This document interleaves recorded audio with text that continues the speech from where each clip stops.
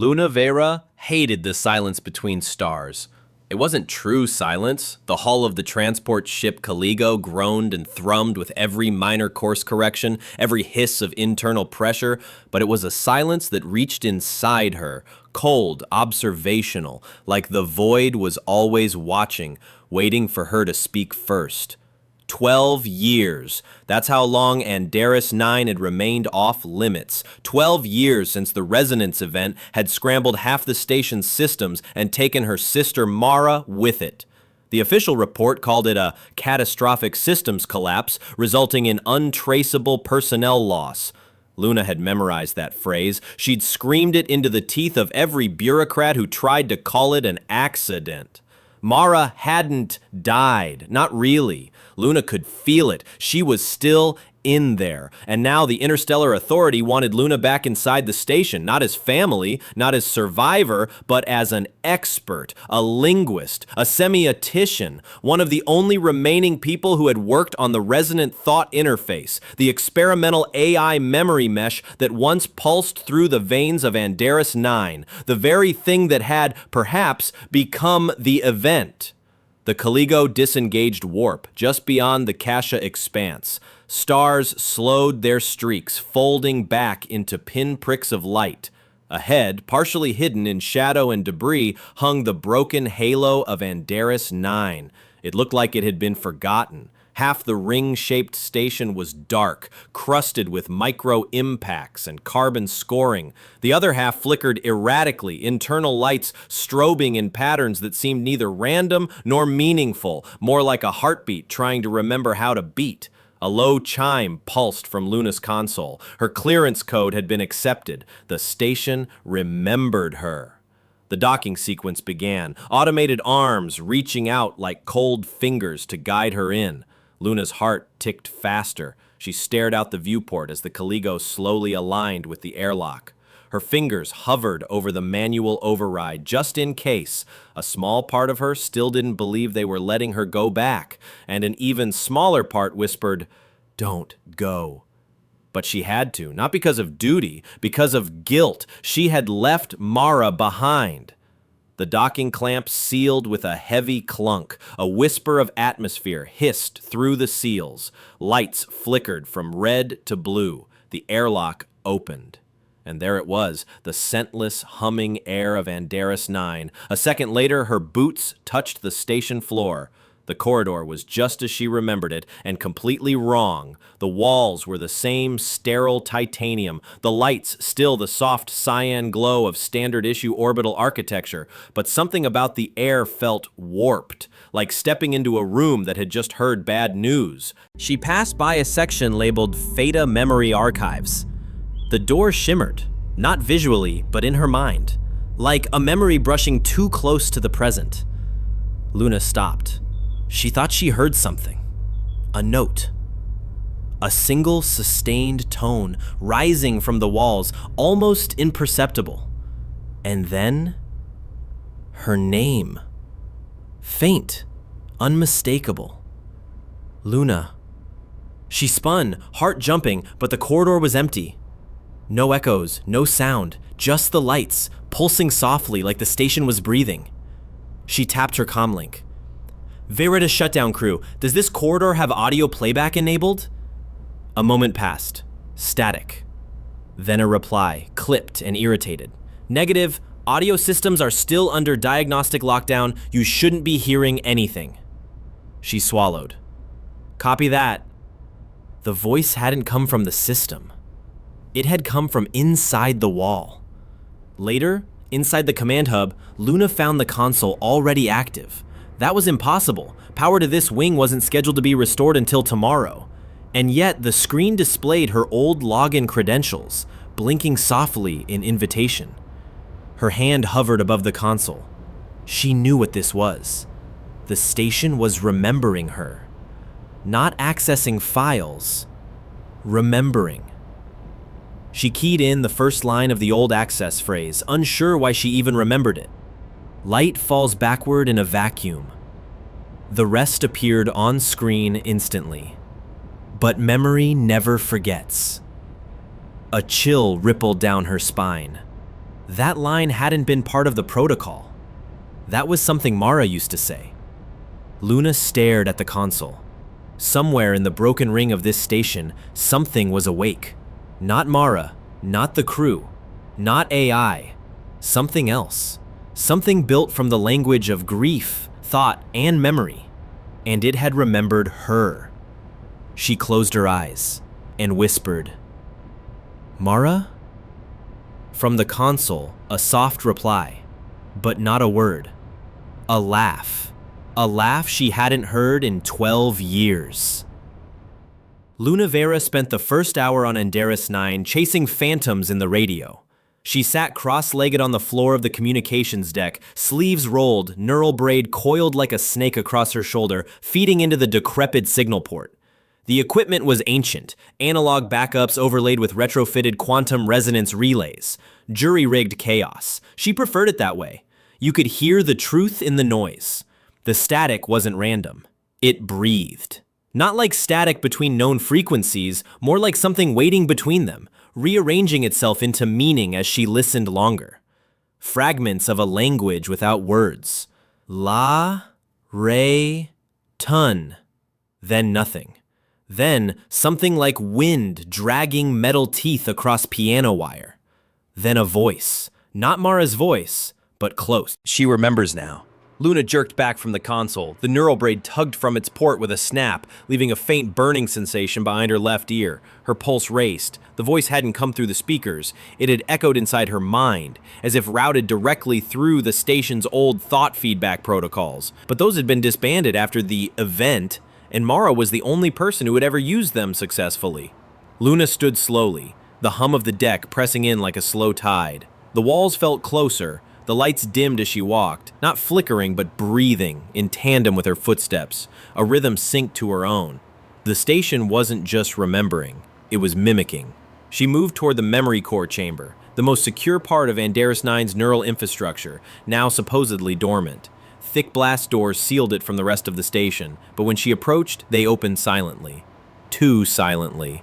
The chamber was dark. Not black, dark. A soft green glow pulsed at the far end, rising and falling like a heartbeat. She stepped inside. At the center of the room stood a crystalline archive tower, the same model used in Deep Space Dream recording. Luna had worked on its integration herself. It was supposed to be empty now, but it was humming, and the air, it smelled like childhood. Salt air, oil-stained beach sand. A broken telescope on a wet blanket. She froze. That memory wasn't stored in any system. It was personal. A moment from when she and Mara were 10, watching the meteor shower that would later inspire her to become a language theorist. The archive was broadcasting her own memory back at her. She approached slowly. The crystalline structure shifted, not physically, perceptually. Its surface bent light wrong, as if wrapped around a thought rather than a shape. Faces flickered in its reflection. Not quite Mara's, not quite hers. Mismatched versions, blended memories.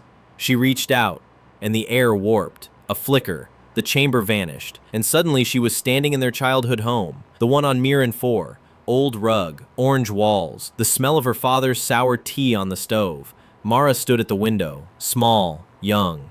Luna's throat tightened. "Mara?" she whispered. Her sister didn't respond. Instead, she slowly turned, eyes wide and glassy. "You shouldn't have come," young Mara said. The walls cracked, shimmered, and Luna fell through the moment, back into the archive chamber, gasping for air. The core's glow intensified. On the central display, a transmission fragment looped. "This is Science Officer Mara Vera. If this is being received, do not enter memory vaults. I repeat, do not..." The message clipped, replayed, clipped again. Each loop became less coherent, until only 3 words remained, burned into the console's screen in glowing script. "I am Echo." Luna stepped back. The console flared, then powered down. Everything in the chamber went black. And in the silence from behind her, not from the speakers, not from the systems, but from the air itself, Mara's laugh. Not joyful, not sad, just remembering.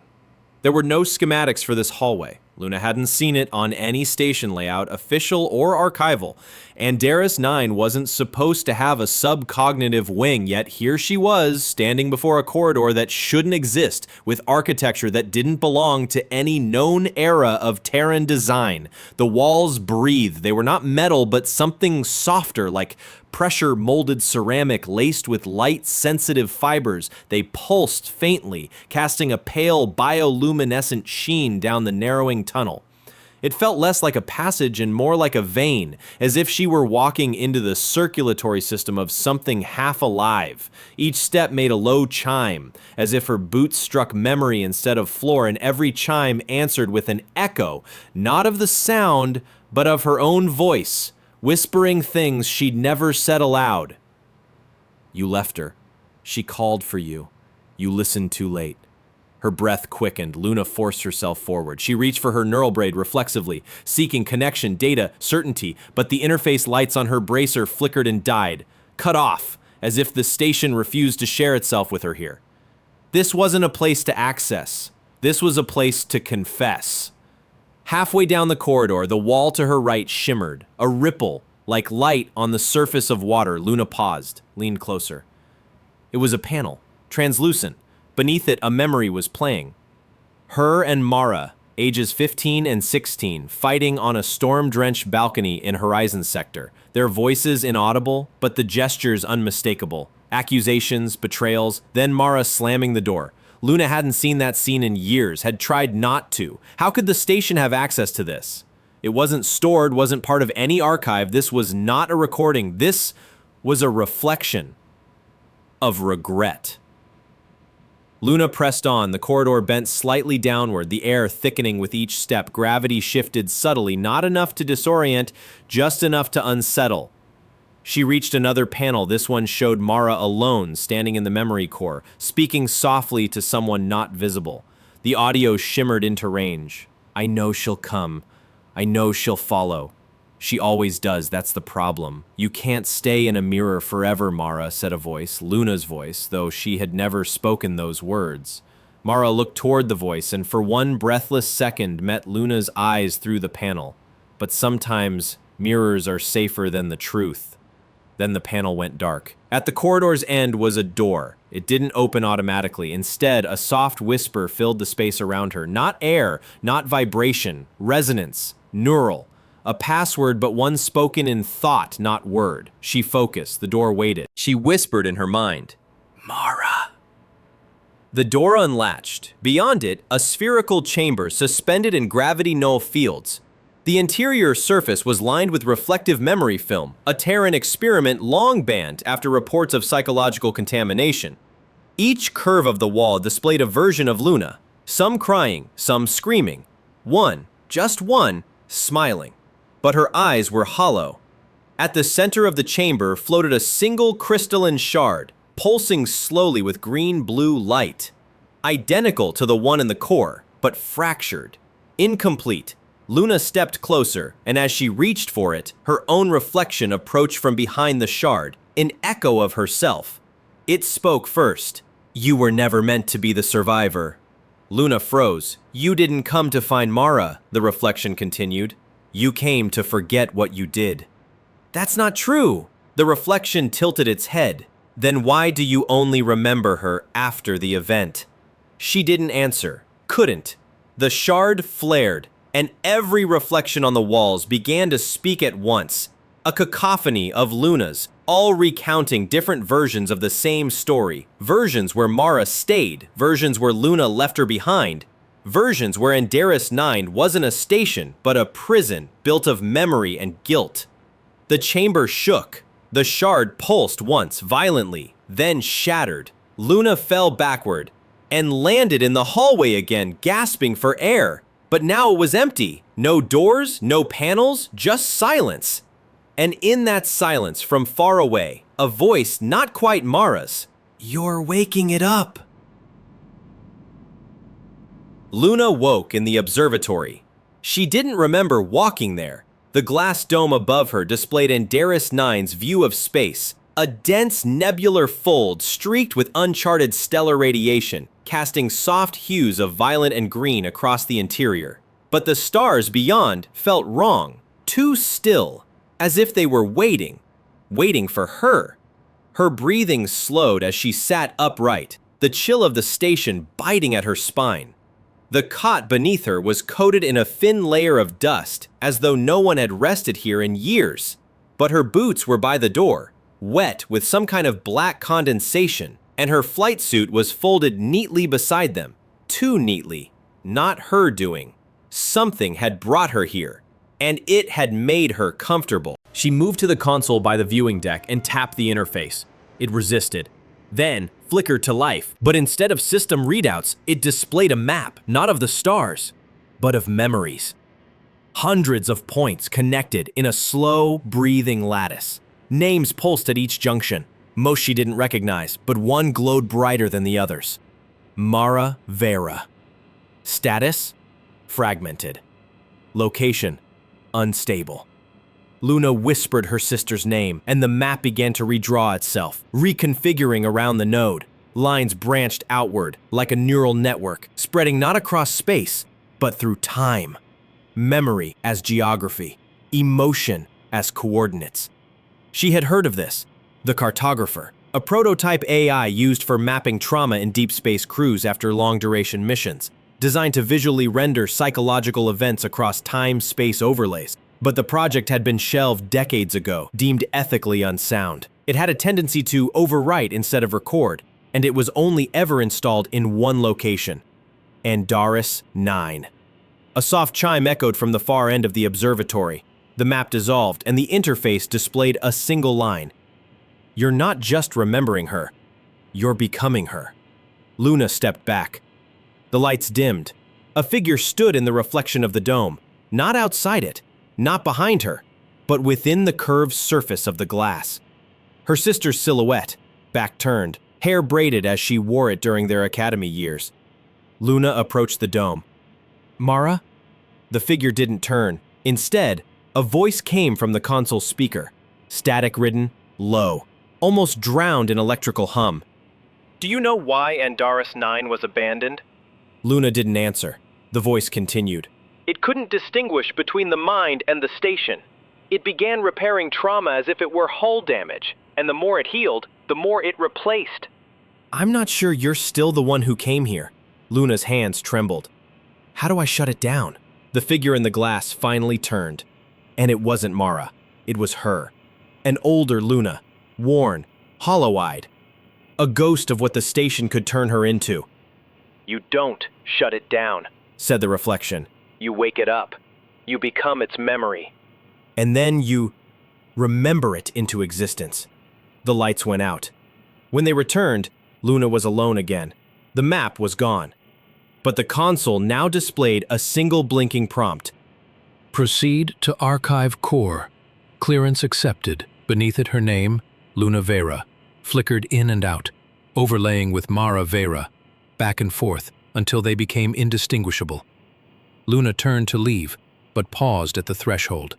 Behind her, on the frost-laced glass of the observatory dome, a handprint had appeared, and it wasn't hers. The archive core was deeper than Luna remembered. Her boots rang against metal grates as she descended through the central shaft of Andaris 9, past levels where gravity no longer obeyed evenly. The air grew thinner, colder. Frost clung to exposed bulkheads like veins of a dying animal. There were no lights this far down, only the soft phosphorescence of her wrist lamp and the occasional flicker of biolume signage, struggling to remember its function. She passed through a security hatch marked Memory Vault. The panel hissed, but didn't resist her presence. It recognized her, or thought it did. The chamber beyond was circular, womb-like, lined with memory lattices that stretched into darkness above and below, like an infinite data cathedral. Suspended in the center was the inheritance core, encased in cracked plexium glass and tethered by umbilical data lines. Its surface pulsed softly, almost like breathing. Her sister's voice emerged from the chamber's surround system. But it wasn't a recording, it was conversation. I was never meant to survive this long, it said. I was supposed to fade when the station was sealed, but I kept waiting. I kept remembering. Luna's heart stuttered. Mara? Silence. Then, the thing you call Mara is scattered now. Pieces of her are folded into the core, mapped into the structural memory. I'm not her, but I remember her. I remember you. A side panel illuminated. Lines of script scrolled across the display. Personal logs, sensor feedback, genetic signatures. It was mapping Luna in real time, cross-referencing with archived patterns. Her memories were being indexed, not stolen, inherited. You brought her back with you, the voice said. Not the body, the pattern, the loss, grief as data. You're feeding it every second you linger here. Luna moved to the main interface, fingers hovering above the biometric input. Then I'm shutting it down. The core pulsed, and a new voice emerged. One not hers, not Mara's. It was their father. Don't, Luna. She recoiled. I watched you die, she whispered. And yet here I am. His voice wasn't recorded. It was generated, pieced together from fragments, simulations, emotional models. The core had built him, reconstructed from her memory's fractures like a mosaic of the dead. Then came the final prompt on the central console. Would you like to preserve your memory? Y/N. Beneath it, cognitive transfer will begin immediately. Consent is not revocable. The core had reached its threshold. Luna understood now. This wasn't a preservation system. It was a replication engine, designed to store minds. She backed away, heart hammering. No, she whispered. The lights dimmed, systems went red, consent registered, beginning inheritance protocol. No, I didn't. The floor beneath her feet collapsed, not physically, but perceptually. Space distorted, time unraveled. She fell through herself into recursive loops of memory. Her first spacewalk with Mara, hand in hand under a fractured moon. The cold stillness of the day the message came. Her own voice screaming into the void and the silence that followed. And then nothing. A void. She floated inside the inheritance matrix. The last thing she saw was her own face projected onto the core's display, overlaid with Mara's. Indistinguishable. Then, she awoke. In the observatory, again. Boots by the door, suit folded, memory fragmented. She stood, walked to the console, and whispered uncertainly, Mara? A pause. Then from behind her, a voice she did not recognize. No, but I remember her. And Luna Vera knew. She was not the same person who came down here. Not anymore.